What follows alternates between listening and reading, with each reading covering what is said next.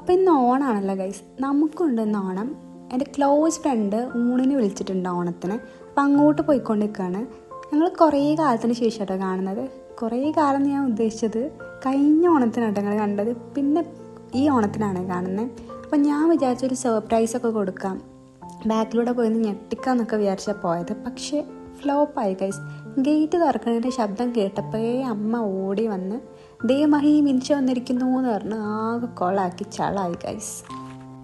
അപ്പം ഞാൻ എത്താൻ കുറച്ച് ലേറ്റായിരുന്നു. എത്തിയപ്പോൾ തന്നെ അതേ സ്ഥിരം ഇടുന്ന സ്ഥലത്ത് തന്നെ ആ കുഞ്ഞു വട്ടത്തിൽ അത്തപ്പൂവൊക്കെ ഇട്ട് സെറ്റ് ചെയ്ത് വെച്ചിട്ടുണ്ട്.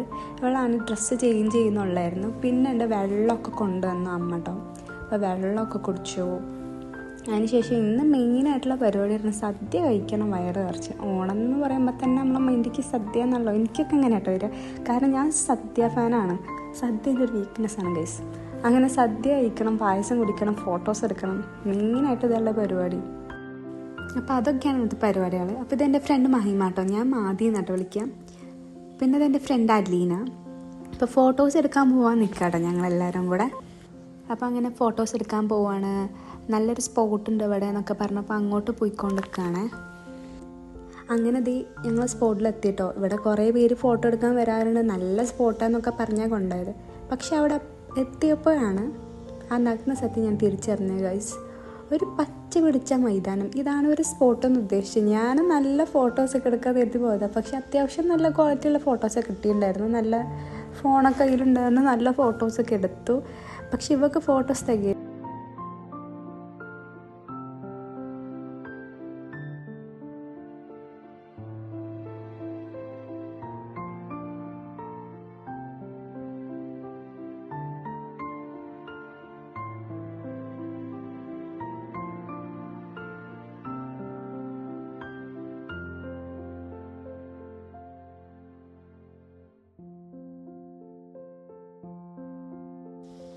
അപ്പോൾ അതേ വീട്ടിലേക്ക് തിരിച്ചെത്തിയപ്പോഴേക്കുണ്ട് മാതിയുടെ അമ്മമ്മ ഉണ്ടായിരുന്നു. അമ്മമ്മ ഇതേ ഇങ്ങനെ അടിക്കാൻ നിൽക്കണൊക്കെ പോലെ നിൽക്കണ്ടായിരുന്നു. ഞാൻ അടിയൊക്കെ കിട്ടുമെന്ന് വിചാരിച്ചു. ഫുഡ് കഴിക്കാൻ ലേറ്റ് ആയിട്ടാണോ നിൽക്കുന്നതെന്ന് എനിക്ക് തോന്നുന്നു.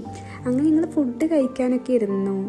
സ്ഥിരം ഉണ്ടാവുന്ന പോലെ എല്ലാ എന്താ പറയുക, അങ്ങനെ ചോറ് വന്നു, അവിയൽ വന്നു, സാമ്പാർ വന്നു, കാളൻ വന്നു, എരിശ്ശേരി വന്നു, വയറ് നിറഞ്ഞു. ആ ഡയലോഗ് ഉണ്ടല്ലോ ബിജു മേനോൻ്റെ, അതാണ് എനിക്കിപ്പോൾ പറയാൻ തോന്നിയത്. ആസ് യൂഷ്വൽ ഫുഡ് അടിപൊളിയാണ്. കാരണം ഹിന്ദൂസിൻ്റെ ഫുഡ് എന്ന് പറഞ്ഞാൽ ഒരു രക്ഷയില്ല. പിന്നെ ഇവിടുത്തെ അമ്മയുടെ ഫുഡ് അത് പ്രത്യേകിച്ച് പറയണം. കാരണം സാമ്പാറിൻ്റെ ഒക്കെ ഒരു ടേസ്റ്റ് ഉണ്ടാകും. ഞാൻ തന്നെ അങ്കൂഷിയായിപ്പോയി ഗായ്സ്, അങ്കൂഷിയായിപ്പോയി. അങ്ങനത്തെ ഫുഡ് കഴിച്ച് കഴിഞ്ഞിട്ട് ഈ ലേസൊക്കെ ഉണ്ടായിരുന്നു, അതൊക്കെ എടുത്ത് കഴിച്ചു. പിന്നെ വീട്ടിൽ പോകാൻ നിൽക്കുക കേട്ടോ. ഓരോരുത്തരായി പോയി തുടങ്ങി. അങ്ങനെ നമ്മളും പോവാണ്. കൊളാക്കി വെച്ചിട്ടുണ്ട്. അമ്മ അങ്ങനെ പറയുന്നുണ്ട്, ആരാന്നാവോ ഒക്കെ പറയുന്നുണ്ടായിരുന്നു. അമ്മയ്ക്ക് ടാറ്റു കൊടുത്ത് അടുത്ത ഓണത്തിന് വരാമെന്നൊക്കെ പറഞ്ഞ് നമ്മൾ ഹാപ്പി ആയിട്ട് ഇറങ്ങി കേട്ടോ. സത്യം പറഞ്ഞാൽ അന്നത്തെ ഡേ അടിപൊളിയായിരുന്നു കേട്ടോ. പഴയ ഫ്രണ്ട്സിനെ കാണുക, അവരുടെ കൂടെ സ്പെൻഡ് ചെയ്യുക, ഫോട്ടോസ് എടുക്കുക, അതൊക്കെ നല്ല മെമ്മറീസ് അല്ലേ.